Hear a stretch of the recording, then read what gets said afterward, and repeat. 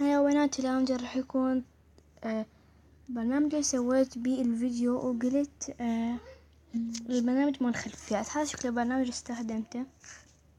أول ما ندخل عليه نختار يعني فيديو بصور اللي وارد شرائع أو تعديل لين عند الفيديو. راح نختار تعديل. هسه أروح أختار فيديو. بعد ما اخترت فيديو ندوس إضافة وانتهى يعني. هنا هذا الشكل هيك يعني. هذا اللي أنا اختاره مرات يطلع هيك.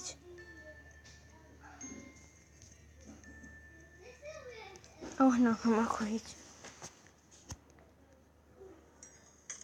موديلات موسيقى. الصوت الفيديو الأصلي يروح يعني. هاي الموسيقى ما بدنا نمسحها يعني، وننقل إضافة الموسيقى مكتب إذا عندنا إحنا أغاني يعني إحنا منزليها مثل إضافة تعديل. هنا أنت موسيقى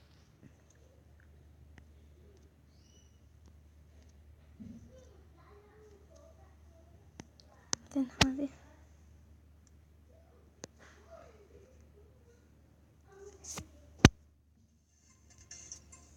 لحد هنا يعني. ليش تطلع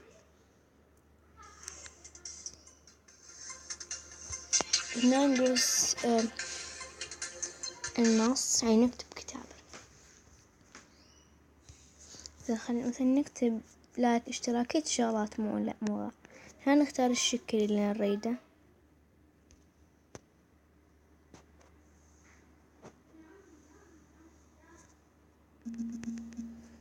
نكتب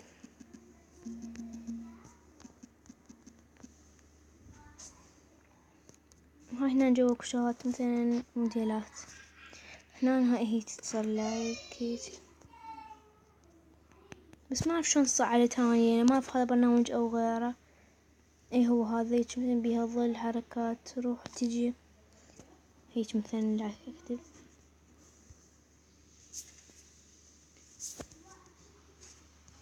إذا نضيف هو كتابات يعني.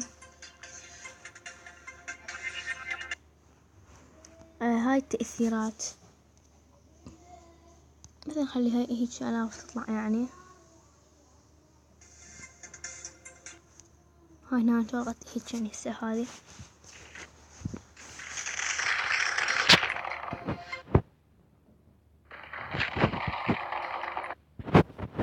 بس يعني. فلاتر اللي هي شلون ها هيك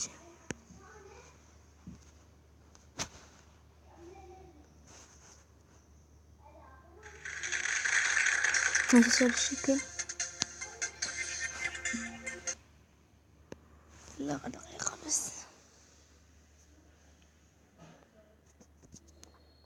صوت عد يعني مثلا أخلي بس بكم مقطع صوت يعني أصوات محددة. الموسيقى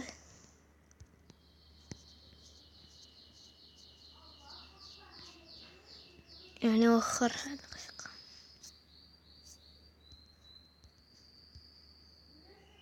لحد هنا أنا مثلا أحكي فد كلمة ها نفس الناس سجلت أو لا. هنا انتقال بس إذا كانت بصور وحتى حتى مقطع ما أعرف صوت يعني سجلين صوت مثلا هنا ثاني حكتب أقوى مثلا تدوسين هاي الدقمة وتسجلون صوتكم. أدوس صح تطلع هسه صوتي مثلا بس خلي عليه الصوت حتى يبين.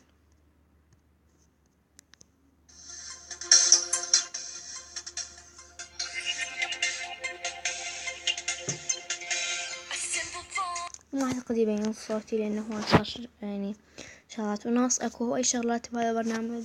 وهذا هو كان البرنامج وهذا هو الفيديو بس.